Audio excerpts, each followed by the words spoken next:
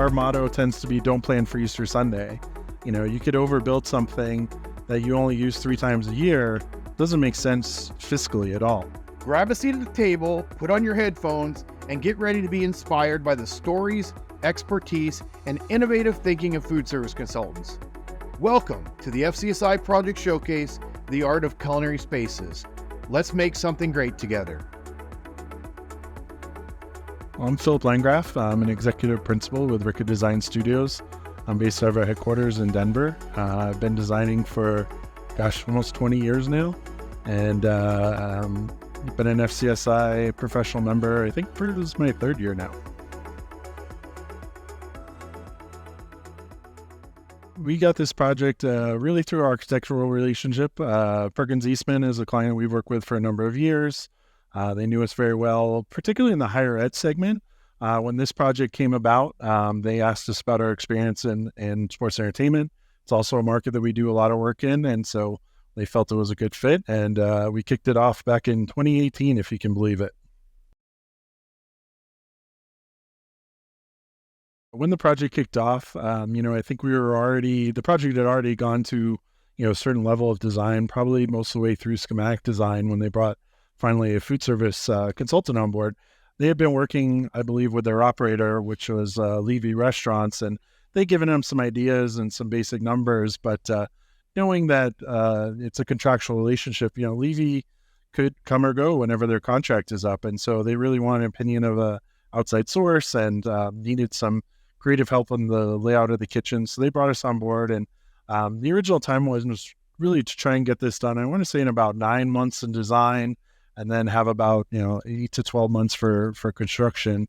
During all this, COVID hit, cost of goods went up, cost of labor, everything went up, and particularly in the racing market, viewership had been going down. So there's a lot of budgetary challenges with this. This was originally an old administration building that was on their racetrack campus, and so they were going to tear it down and create this wonderful view of the race. It's a road race, so they have lots of different turns. It's not NASCAR. It's more the road race type, but a wonderful view of turn 11. The project had a pavilion for multiple large sponsors, so it was broken up into different segments, but then could be turned into one large suite for private events, smaller races, etc. So just if you lease a private suite in a stadium or arena, you kind of have that first right of refusal for any events as the main sponsor. Same goes here, that they could rent it during the off days to outside events, but certainly the 3 main sponsors were integral into day-to-day operations. The existing racetrack had a few concessions that operated year-round for a number of events, but when it came to their 3 big events a year, they really didn't have the infrastructure to support any of that. So everything they brought in was temporary, so really this gave them a hub for those large events to really do their premium stuff, a lot of their catering. And then they still bring in temporary for additional concessions, portables, things like that.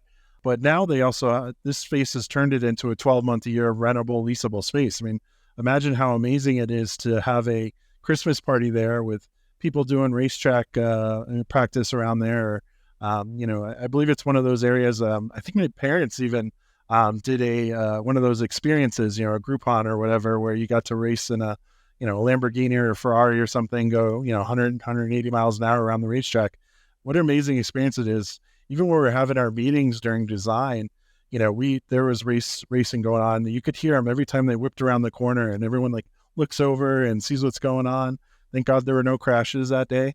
But it really is a really unique venue, and the having this hub really gave them that ability to make it a 365-day-a-year venue for catering.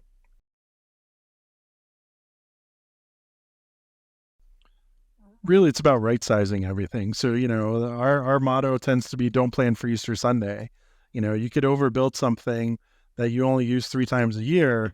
Doesn't make sense fiscally at all. So right-size it for what your majority of events are the year, and then you have the ability to scale up. So those temporary facilities really allow them to scale up during those major events during the year, whereas this provides a good medium level for them to do all the catering they could possibly need to do, and even support concessions during a lot of their smaller events, while not being this huge space that only gets used, 3 weeks out of the year.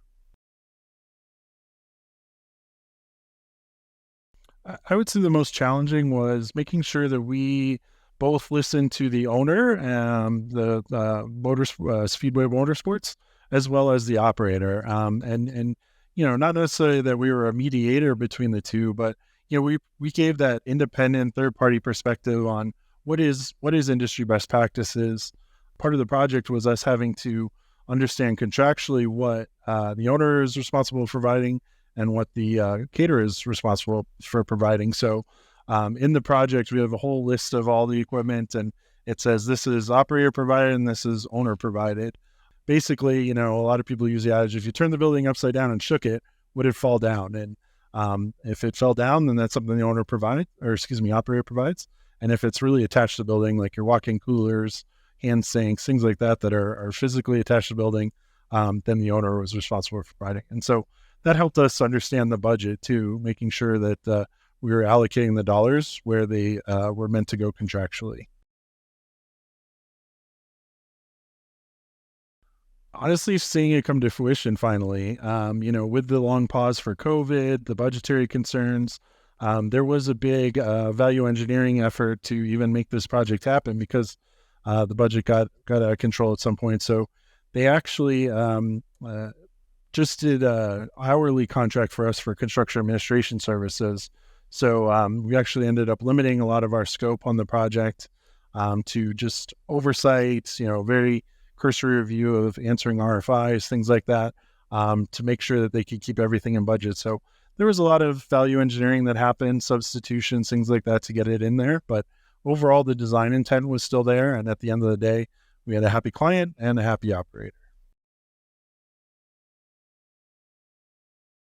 I'd have to say not too much from the manufacturer reps. Certainly working with an operator like Levy Restaurants, they have some preferred brands. They have some buying power, especially for the items that they were purchasing. So they had certain input on those items. But certainly when it comes to, dealing with complex systems like hoods, refrigeration, those are things that we need help sizing, making sure that we have the right CFMs and the right options and accessories, because it integrates so much with the other trades.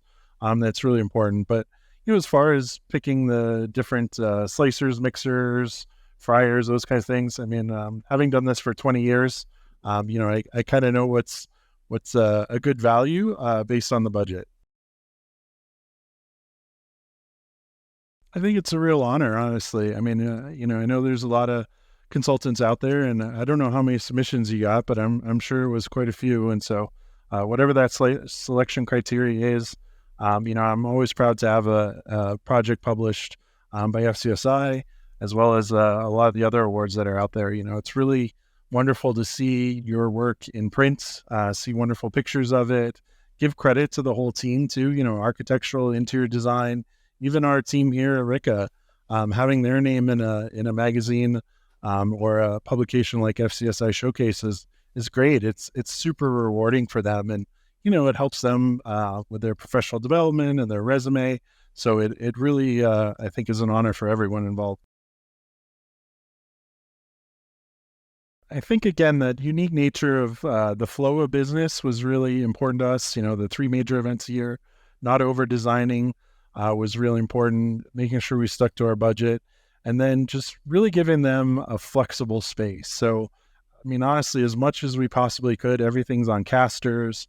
Our prep tables are all our plating areas for when they're doing large banquet functions. One of the features that I know the operator is really happy about was having rear exterior loading walk-in coolers so that they can load in while they're doing a big event. They can load out to go to some of the concessions or caterings that aren't happening right here without having to disturb anything that's going on in the kitchen. So really talking to the operator about flow, how their business operates, the timing of everything was really important to really nail the design. I would say the easiest way is to go to www.ricca.com. You can see all of our wonderful projects, principles, phone numbers there, email address, even a bio there. So you can learn more about us, and please feel free to reach out to us.